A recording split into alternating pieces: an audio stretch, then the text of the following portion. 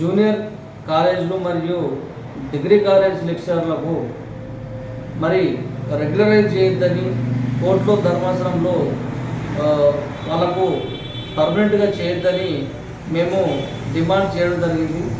మరి కోర్టు తీర్పులో భాగంగా జీవో నెంబర్ 16 రద్దు చేస్తున్నామని చెప్పి మరి వెంటనే 1038 నెంబర్ తీసుకొచ్చి మరి ఇక్కడ నుంచి క్రమబద్ధీకరణ చేయము, ఇప్పటిదాకా జరిగింది జరిగిపోయింది, ఇక్కడ నుంచి జరగద్దు అంటే కోర్టు చేసిన పనికి మేము ఏం చేస్తామంటే ఖచ్చితంగా దీనిపైన నిరుద్యోగులకు అన్యాయం జరుగుతూ ఉన్నది కాబట్టి మేము సుప్రీంకోర్టుకు వెళ్ళదలుచుకున్నాం.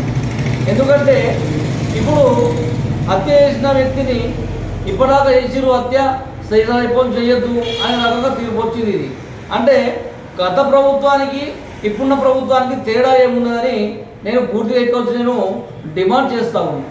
ఖచ్చితంగా ఇది నిరుద్యోగులకు మరియు పట్టభద్రులకు అన్యాయం చేసే భాగంలో ఈ ప్రభుత్వం ఉన్నదని ఈ సందర్భంగా తెలియజేస్తున్నా. మరి పట్టభద్రులు ఎంతో వాళ్ళు చదివి మరి వాళ్ళు ఏదో ఆశలతో ఇదివరకు మరి ఉద్యోగం వస్తుందని వాళ్ళు ఎన్నో ఆశలు పెట్టుకున్నా కానీ మరి ఈ తీర్పుతోనన్నా మరి ఆశలు వాళ్ళకు పెరుగుతాయేమనుకుంటే కూడా ఆడ కూడా ఎదురు వాళ్ళకు జరగలేదు. మరి ఇప్పుడు తక్షణమే సుప్రీంకోర్టులో మళ్ళీ దాఖలు వేస్తాము. ఖచ్చితంగా రెగ్యులర్ అయిన వాళ్ళని మరి కాంట్రాక్ట్ బేసిక్లో కొనసాగించాలని ఇప్పుడు ఉన్నటువంటి ప్రభుత్వాన్ని మేము డిమాండ్ చేస్తున్నాము. మరి అదేవిధంగా పార్ట్ టైము గెస్ట్ లెక్చరర్లు ఇంకా అనేక ప్రభుత్వ రంగాలలో ఉన్నటువంటి కార్మికులు కానీ పట్టభద్రులు కానీ కాంట్రాక్ట్ అవుట్సోర్సింగ్లో వేరే వేరే దగ్గర చాలామంది పనిచేస్తున్నారు. మరి వాళ్ళకు కూడా ఎందుకు పర్మిట్ చేయరు? మరి తగిన పనికి తగిన వేతనం కూడా కల్పించాలి. గెస్ట్ లెక్చరర్లు కానీ పార్ట్ టైం వాళ్ళకి కానీ వాళ్ళకేమో తక్కువ జీతం ఇచ్చి ఎక్కువ పని చేయించుకుంటారు. మరి ఒక్కొక్క భారతదేశంలో సమాన హక్కు, సమాన పని, సమాన వేతనం అనేది కల్పించాలి. మరి అది కాకుండా ఇక్కడ పని ధోరణి బట్టి టీచర్లు అంటే ఒకటే విలువ అనేది ఉండాలి.